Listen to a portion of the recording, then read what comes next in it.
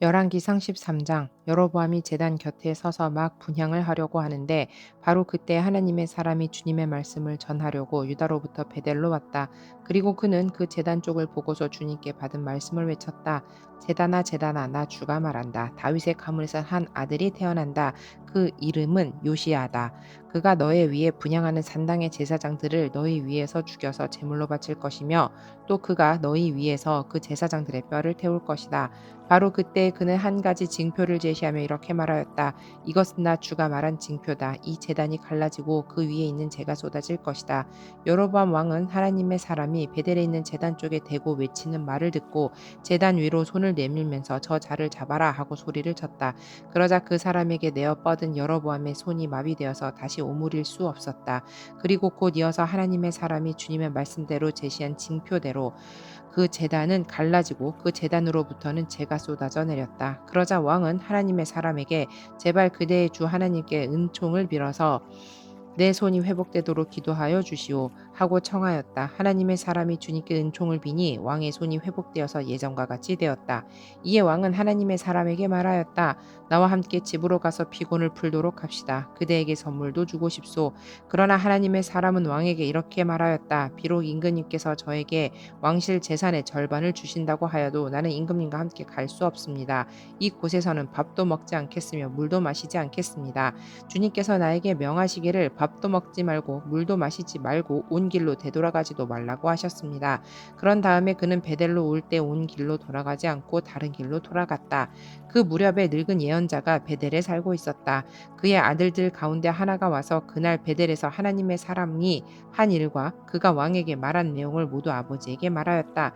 그러자 그들의 아버지가 그들에게 그가 어느 길로 돌아갔느냐고 물었다. 그의 아들들은 유다로부터 온 하나님의 사람이 돌아간 길을 말하였다. 그 말을 듣고서 그들의 아버지는 곧 그의 아들들에게 말하였다. 내가 타고 갈 나귀의 안장을 얹어다오.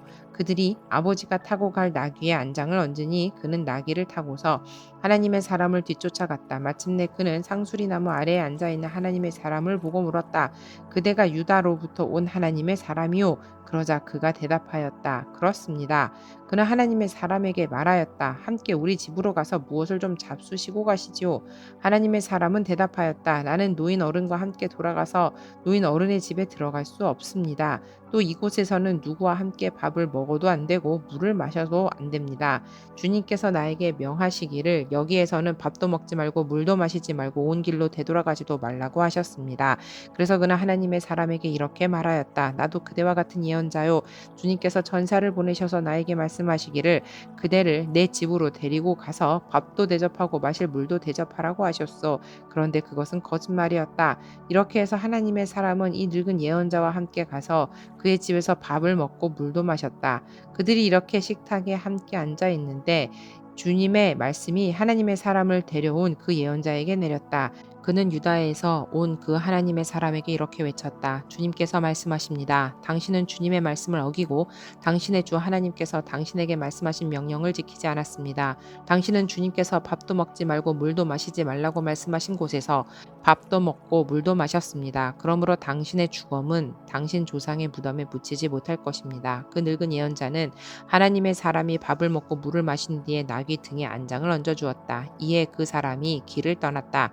그는 길을 가다가 사자를 만났는데 그 사자가 그를 물어 죽였다. 그리고 그 죽음은 길가에 버려두었으며 나귀와 사자는 그 죽음 옆에 서 있었다. 길을 지나가는 사람들은 길가에 버려둔 죽음과 그 죽음 가까이에서 어슬렁거리는 사자를 보았다. 그들은 그 늙은 예언자가 사는 성읍으로 돌아와서 이 사실을 널리 알렸다. 길을 가는 하나님의 사람을 자기 집으로 데리고 간 그 늙은 예언자가 이 말을 듣고 말하였다. 그는 틀림없이 주님의 말씀을 어긴 그 하나님의 사람일 것이다. 주님께서는 전에 그에게 말씀하신 대로 그를 사자에게 내주셔서 사자가 그를 찢어 죽이게 하신 것이다. 그리고 그는 또 자기의 아들들에게 나귀의 안장을 지으라고 하였다. 그들이 나귀의 안장을 지어 놓으니 그는 곧 가서 길가에 있는 그 주검을 찾아내었다. 나귀와 사자가 그 주검 가까이에 서 있었는데 사자는 그 주검 주검을 먹지 않았을 뿐만 아니라 나귀도 물어 죽이지 않았다. 예언자는 하나님의 사람의 주검을 나귀 등에 싣고 자기의 성읍으로 옮겨와서 곡을 한 뒤에 묻어주었다.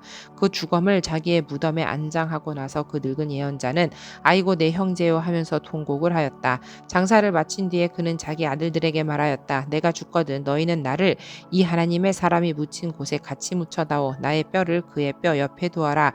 그가 주님의 말씀을 받아서 베델에 있는 제단과 사마리아 성읍 안에 있는 모든 산당을 두고 외친 그 말씀이 그대로 이루어질 것이다.